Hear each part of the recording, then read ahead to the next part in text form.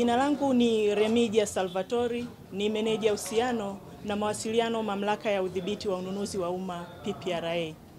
Mamlaka ya Udhibiti wa Ununuzi wa Umma PPRA leo iko hapa Chuo cha Mipango kwa ajili ya kongamano la watu wenye ulemavu. Hii ni kuelekea siku yao ya kitaifa ya watu wenye ulemavu ambayo inatarajia kufanyika kule mkoani Morogoro. PPRA tumekuja hapa kuwajengea uwezo watu wenye ulemavu kwamba kuna fursa za zabuni za umma kwenye ununuzi wa umma. Tumekuja kuambia kwamba wao kama watu wenye ulemavu wana uwezo wa kupata fursa za tenda za serikali kwenye ununuzi wa umma. Pia tumekuja kuambia kwamba 30% ya tenda za serikali zimetengwa kwa ajili ya makundi maalum. Kwa hiyo wao kama watu wenye ulemavu wanazo fursa za kupata zabuni hizi. Pia sisi kama Mamlaka ya Udhibiti wa Ununuzi wa Umma tumekuja kuambia watu wenye ulemavu kuwa serikali ya awamu ya 6 inawathamini sana na inawajali. Hivyo imetenga takribani zaidi ya trilioni 1 za tenda za serikali kwa ajili ya makundi haya maalum. Zabuni zenye thamani ya zaidi ya trilioni 1 zimetengwa kwa ajili ya makundi haya maalum. Kupitia taasisi za serikali, 30% inalazimika kutengwa kwa kila taasisi kwenye ununuzi wa umma ili ziweze kuyafikia haya makundi maalum. Kwa muktadha huo, taasisi zote za serikali zimeelekezwa kutenga 30% ya bajeti zao za ununuzi wa umma kwa ajili ya makundi maalum. Kwa hiyo tumekuja hapa kuwapa hamasa, kuwapa elimu kwamba kuna fursa hizo. Ndugu waandishi, hadi hapa kufikia hivi leo, zabuni zenye thamani ya zaidi ya bilioni 24 zabuni zenye thamani ya zaidi ya bilioni 24 zimetengwa kwa ajili ya makundi maalum. Lakini hadi hivi sasa tuna makundi takribani 1000 tu. Haya ni machache kulingana na fursa zilizopo.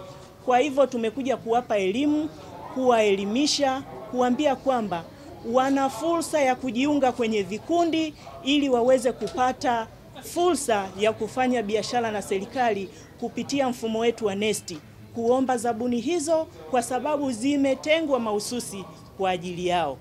Mbali na hapo, sisi kama Mamlaka ya Udhibiti wa Ununuzi wa Umma tumekuja kuwaeleza kwamba wao kama makundi maalum wakijisajili, wakijiunga kwenye vikundi vya watu 5 mpaka 20, wakajisajili kwenye halmashauri zilizo jirani nao, halmashauri hizo zitawatambua, zitawaorozesha kama sehemu ya makundi maalum ambayo yanaweza kufanya biashara na serikali.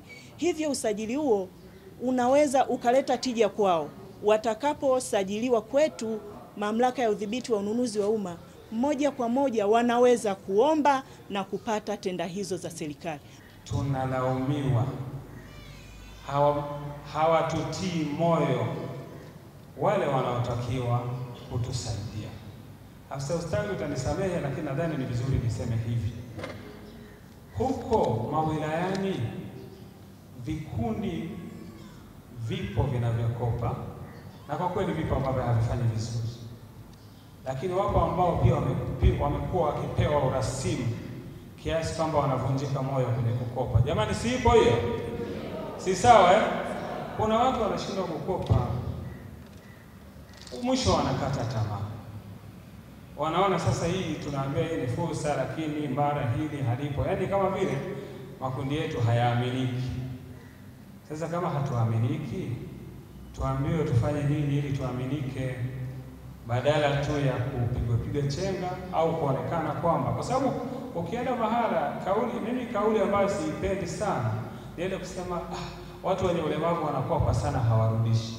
Huyo unasema ni wewe ambao unatakiwa kutusaidia kutafuta njia. Tunatakiwa kusaidiana kutafuta ufumbuzi. Ukiniambia mimi kiongozi na wewe ni kiongozi tena wa juu yangu, kiongozi wa serikali, alafu ukilaumu, sidhani kama itakuwa ni sahihi. Tunatakiwa tusaidiane. hawa watu wenye ulemavu wana background zipi juu ya shughuli hizi ambazo wanakopea? Je, nyinyi mliwafanyia tathmini na mkaona ile shughuli waliyoombea ilikuwa sawa? Je, mliwashauri wabadilishe shughuli? Je, mliwapa kiasi sahihi kile walichoomba? Maana mtu kaomba milioni 10, wewe unampa milioni 5 alafu humpi maelezo. Shughuli yake ni milioni 10. Sasa ile bila dhani tunaangushwa makusudi, au tusipolipa tunaambia watu wenye ulemavu hawalipi.